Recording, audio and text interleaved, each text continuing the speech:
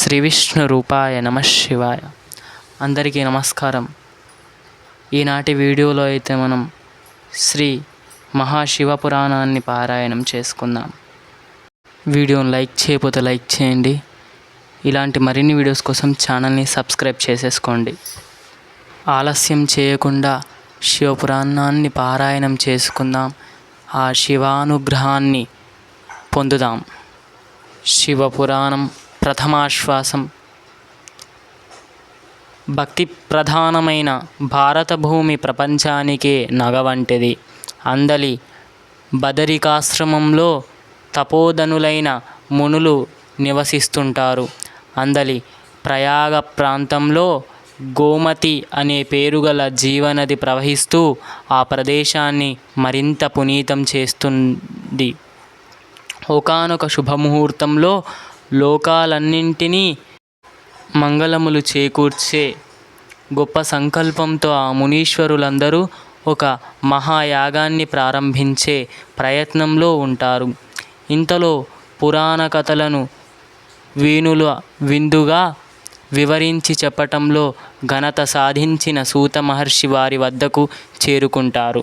అంతటా శౌనకాది ముని బృందమంతా సూత మహర్షిని సాంప్రదాయిక మర్యాదలతో అత్యంత శ్రద్ధాభక్తులతో స్వాగతం పలుకుతుంది.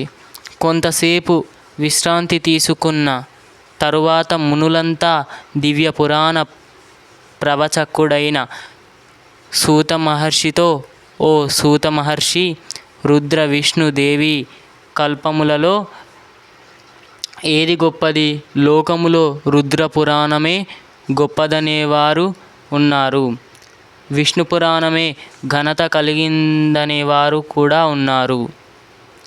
అట్లే దేవీ పురాణము అతి ప్రభావవంతమైనదని కూడా లోక ప్రసిద్ధులు. ఈ మూడింటిలో ఏ పురాణము అనాదియు ఆధారభూతము అయినదో విశదం చేయండి అంటూ వేడుకుంటారు. అంతటా వారి శ్రద్ధాభక్తులు గమనించిన సూతుడు వారితో ఇలా అంటాడు: ఈ పురాణం చదివేవారికి, వినేవారికి, ఆసక్తి చూపేవారికి ఇహలోకంలోనూ పరలోకంలోనూ సమస్త సుఖాలు భోగాలు పొందగలుగుతారు అంటూ తెలియజేస్తాడు. అంతటా ముని బృందం ముక్త కంఠంతో ఇలా అంటారు: ఓ పురాణ వాగ్భూషణ, ఇప్పటికే మేమంతా ధార్మిక, పౌరాణిక, నైతికాంశాలన్నింటినీ విని అవగతం చేసుకున్నాము. రుద్ర సంకల్పమునందుగల శివపురాణ గాథలో సృష్టి రహస్యములు అన్నీయూ నిండియున్నవి. ఆ కారణము వలన మాకు శివపురాణ కథలనే వినవలెనని కుతూహలముగా ఉంది. ఆ కథలను మాకు వినిపించి మాకు ధన్యత కలిగించండి అని కోరగా, సూతునికి వారి మాటలు ఎంతో సంతోషాన్ని కలిగించాయి. నన్ను మీ ముని బృందమంతా అధికంగా పొగుడుతున్నారు.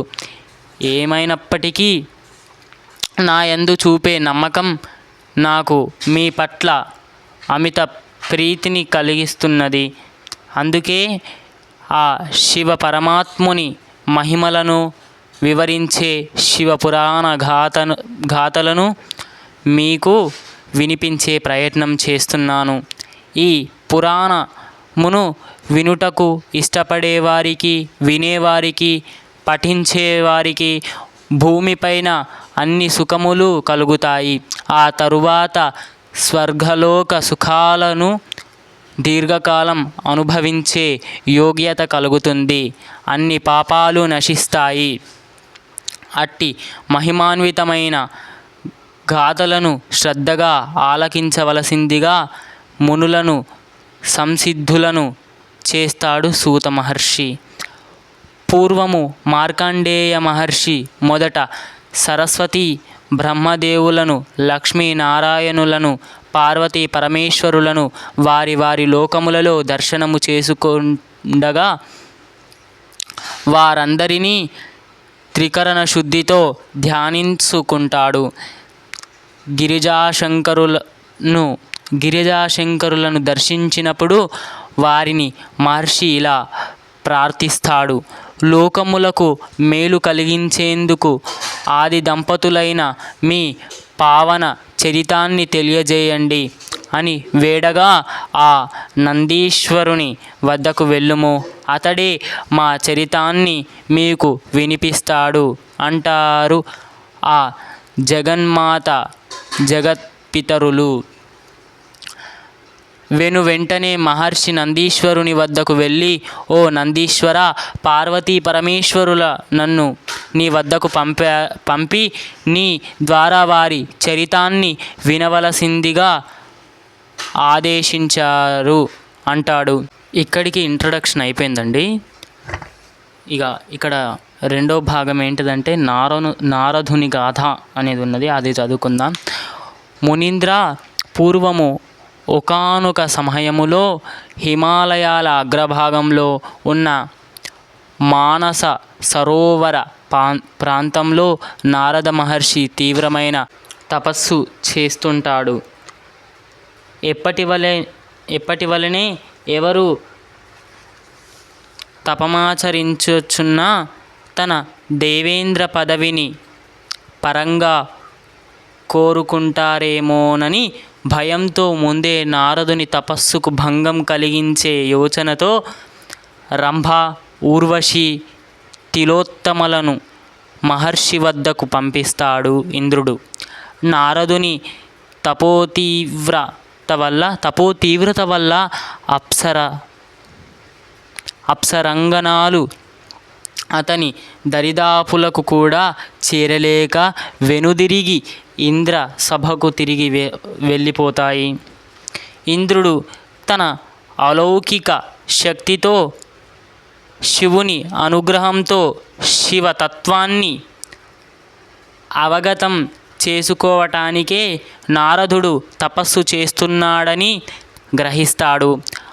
అమరప్రభువు తరువాత శివుని కటాక్షం పొందినట్లు అనుభూతి చెందిన నారదుడు తపస్సు విరమించుకుంటాడు. నేరుగా తన తండ్రి అయిన బ్రహ్మదేవుని వద్దకు వెళ్ళి తన సంగతిని వివరిస్తాడు.